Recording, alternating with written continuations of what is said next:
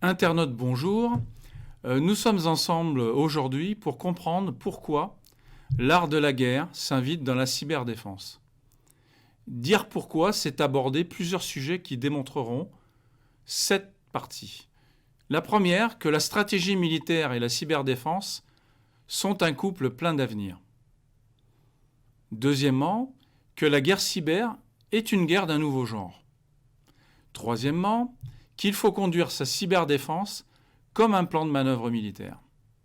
Quatrièmement, que la maîtrise de l'incertain est une donne mal appréhendée. Cinquièmement, que le combat cyber se prépare et se simule. Sixièmement, que la cyberpréparation est déjà une urgence. En conclusion, on admettra que la guerre est déjà là, alors il faut agir en conséquence dès aujourd'hui. Pour aller au-delà, je vous invite à lire mon ouvrage sur le sujet, paru en 2021. Celui-ci est disponible sur toutes les plateformes de vente en ligne, Amazon, la Fnac, Cultura, Le Furet, etc. En préambule, je dirais que l'actualité 2020 nous a placés au cœur d'une crise pandémique, une véritable guerre pour laquelle nous n'étions pas prêts.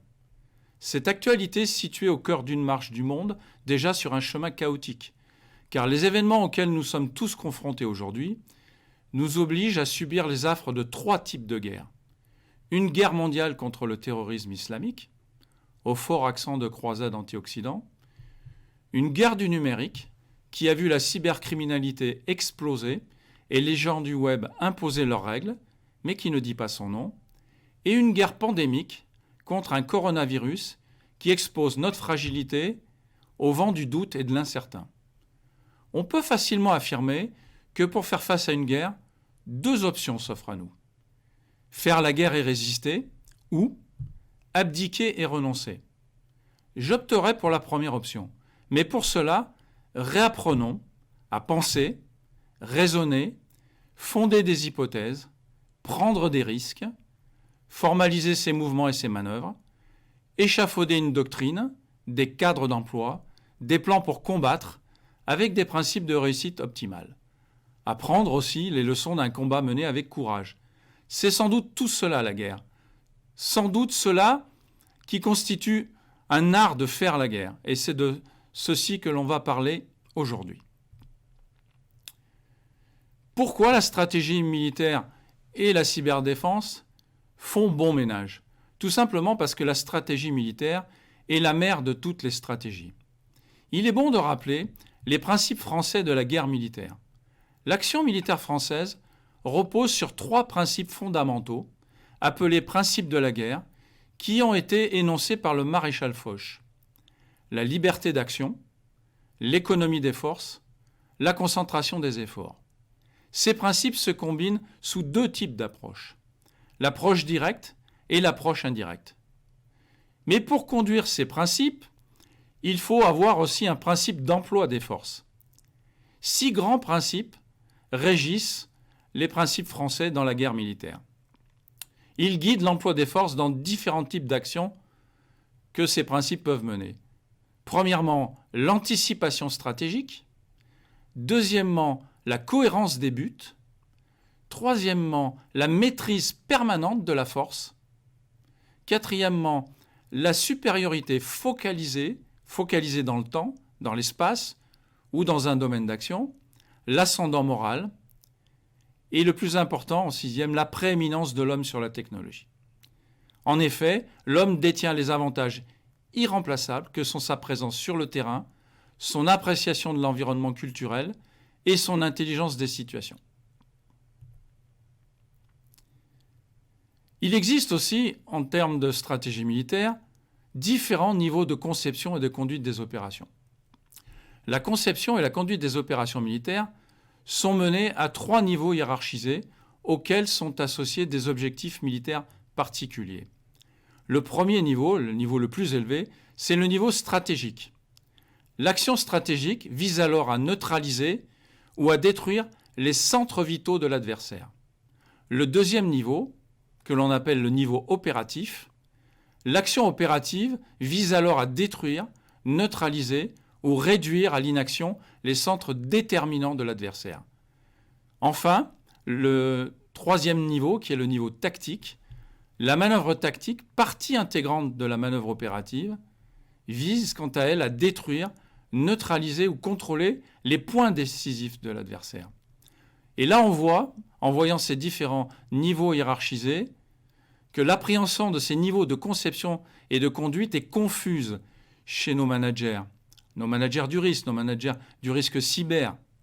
On voit bien que ces niveaux-là ne sont pas tout à fait les mêmes dans le secteur économique. Dans la deuxième partie, on énonce que la guerre cyber est une guerre d'un nouveau genre. En quoi elle est d'un nouveau genre ? Tout d'abord, par la plus-value de l'implication humaine. L'opérateur humain est face à une complexité grandissante de ses systèmes opérationnels. Étudions les faits sous 3 angles. Le facteur humain dans la stratégie. On est là face à la rareté de la ressource qualifiée. Ce fait n'est pas nouveau. Pour mener une guerre, il faut des hommes adéquats et formés. Néanmoins, on ne doit pas perdre de vue que la dérive bien ancrée du zéro risque engendre un homme cultivé et agile pour fuir et ignorer avec une grande facilité ses responsabilités. Le facteur humain dans le management, parmi toutes les questions qui se posent dans les armées du monde ou les entreprises, se trouve la question des capacités qui sont requises par les décideurs et celles qu'ils devront posséder. Troisième angle, le facteur humain dans l'action. Le principe militaire d'emploi des forces rappelle la prééminence de l'homme sur la technologie par sa présence sur le terrain. La guerre cyber d'un nouveau genre, par le facteur humain, a un gros avantage, mais le facteur humain est aussi sa plus grande faiblesse. Pourquoi ? Le facteur humain en cybersécurité, rappelons-le, est un facteur fondamental de vulnérabilité. Il ne s'agit pas de l'oublier. Dans la guerre cyber, le facteur humain reste central. Les employés négligents ou mal informés sont classés souvent comme la vulnérabilité la plus importante d'un système d'information. Les crises successives auxquelles nous assistons aujourd'hui renforcent encore le besoin de gens temps de guerre. La crise Covid-19 a révélé, en termes de gestion de crise, que nous avions pour l'essentiel des gens temps de paix, qui refusent le risque et ont une aversion pour la mort. L'expérience de nos anciens en gestion de crise peut identifier quelques pistes. Premièrement, il faut mettre l'accent sur la notion de leadership. Deuxièmement, il faut savoir manager une équipe sous tension. Troisièmement, il faut se recentrer sur ses valeurs et son modèle moral. Quatrièmement, il faut renforcer la proximité par l'exemplarité. Cinquièmement, il faut savoir monter son niveau d'exigence, notamment son niveau d'auto-exigence. Sixièmement, il faut donner de l'énergie et produire de la dynamique dans la gestion de crise. Septièmement, il faut savoir se ménager un espace de réflexion. On dit souvent savoir prendre du recul. On est là, sans doute, dans la structure d'un portrait robot d'un bon chef de guerre cyber. Troisième partie, il faut conduire sa guerre cyber comme un plan de manœuvre militaire. Alors comment formaliser ce plan de manœuvre ? Il faut surtout ne rien s'interdire plutôt que tout prévoir. C'est rester agile par l'anticipation. Un plan de manœuvre est un plan pour une phase de décision, d'action. La chose importante, c'est qu'il dispose d'hypothèses. Un plan d'action sans hypothèse n'est pas un plan de manœuvre. Ce plan de manœuvre se réfère tout simplement au principe de l'action. L'anticipation stratégique, pour avoir une bonne situation des risques et des menaces, une cohérence des buts, pour avoir une vision claire et comprise par rapport au sens de la crise, une maîtrise des moyens et de la force, parce que nous engageons nos moyens sous enveloppe capacitaire, une supériorité focalisée, car il faut savoir tirer parti des avantages ponctuels, un ascendant moral, parce qu'il faut avoir la légitimité de l'action, et toujours la prééminence de l'homme par rapport à la technique, En effet, 70% des cas d'échec sont dus au facteur social. Notons aussi que la manœuvre tire bénéfice de la surveillance. De la surveillance de quoi? De la surveillance des points décisifs à éliminer, des centres déterminants de l'adversaire au niveau opératif et des centres vitaux au niveau stratégique. La manœuvre, ce plan de manœuvre, se combine en tirant parti des résultats de l'anticipation. Quatrième partie, il faut, pour faire la guerre, maîtriser l'incertain. L'incertain, c'est invité. Aujourd'hui, réfléchir à l'efficacité dans l'incertitude constitue un nouvel espace de réflexion stratégique. Comment faire? Face à l'inconnu, il faut partir du contenu. Il faut avoir la connaissance acquise, les expériences, les leçons tirées. Pour pouvoir mener des analyses appropriées à des niveaux d'incertain élevés, on doit compléter son éveil d'outils stratégiques. Ceux que l'on a essentiellement rencontrés sont ceux qui concernent la planification multiscénario, la théorie des jeux, la dynamique des systèmes, les modèles basés sur le comportement des agents et les options réelles.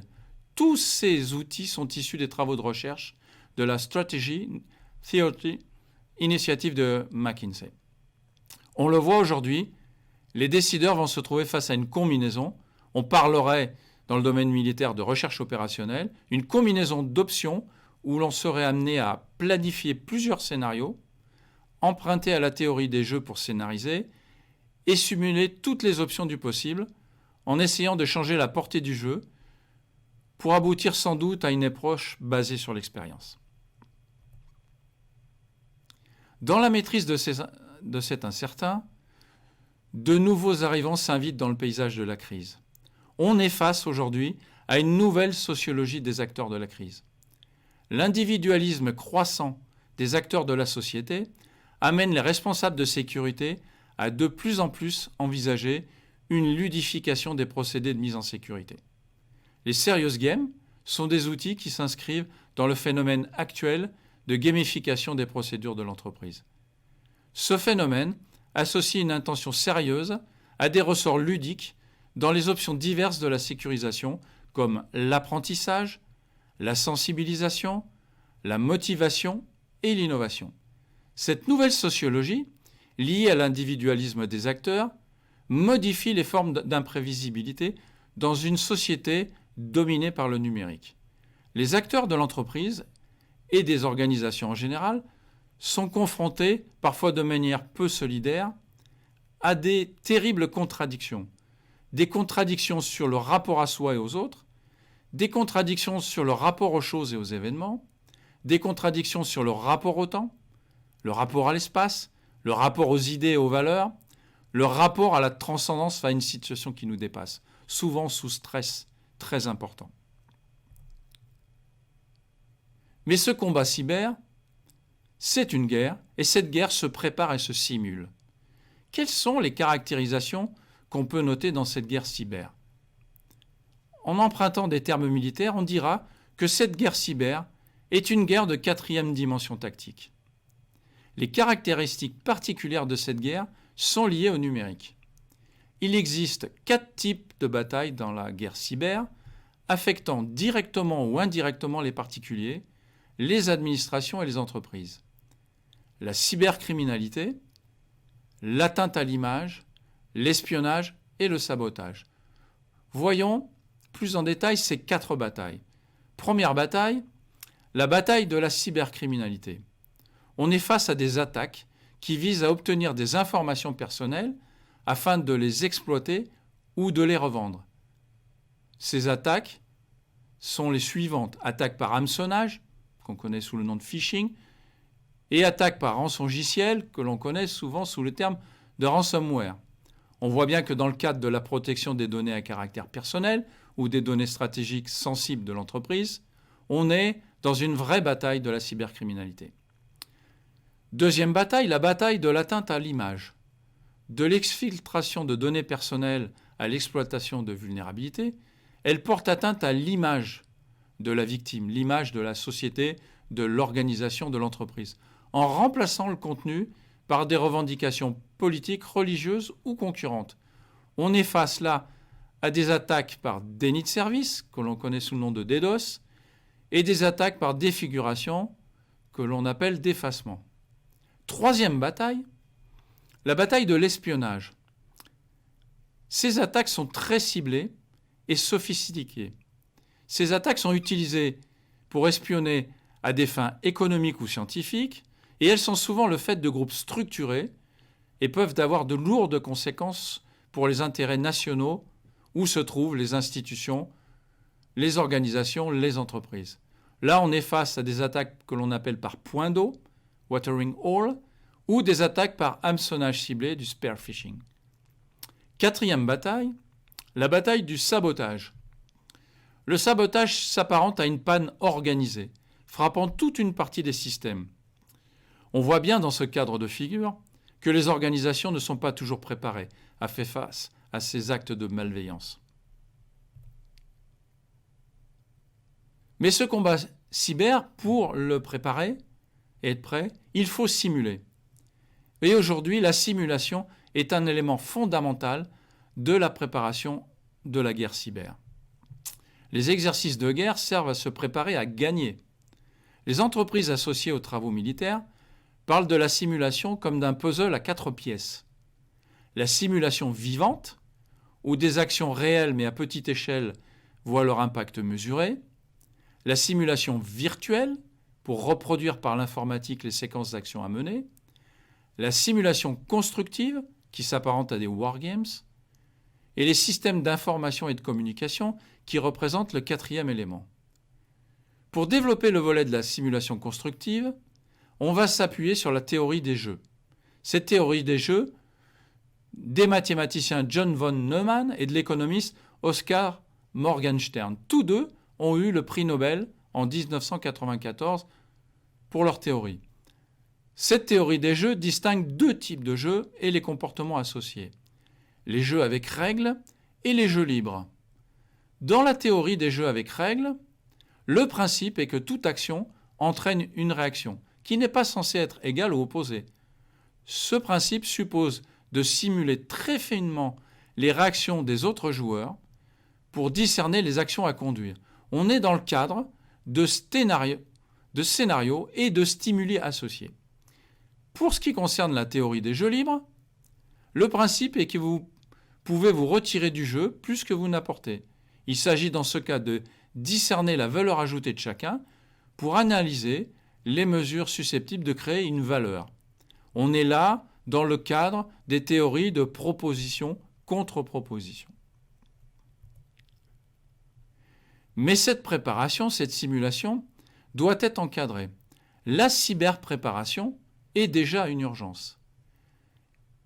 On possède en ce sens un modèle tout près, le modèle du référentiel MITRE, qui s'appelle le modèle CyberPrep 2.0. Vous voyez apparaître à l'écran les différents topics. CyberPrep 2.0 est une approche axée sur les menaces qui permet à une organisation de définir et articuler ses hypothèses de menaces et élaborer des stratégies adaptées à l'organisation.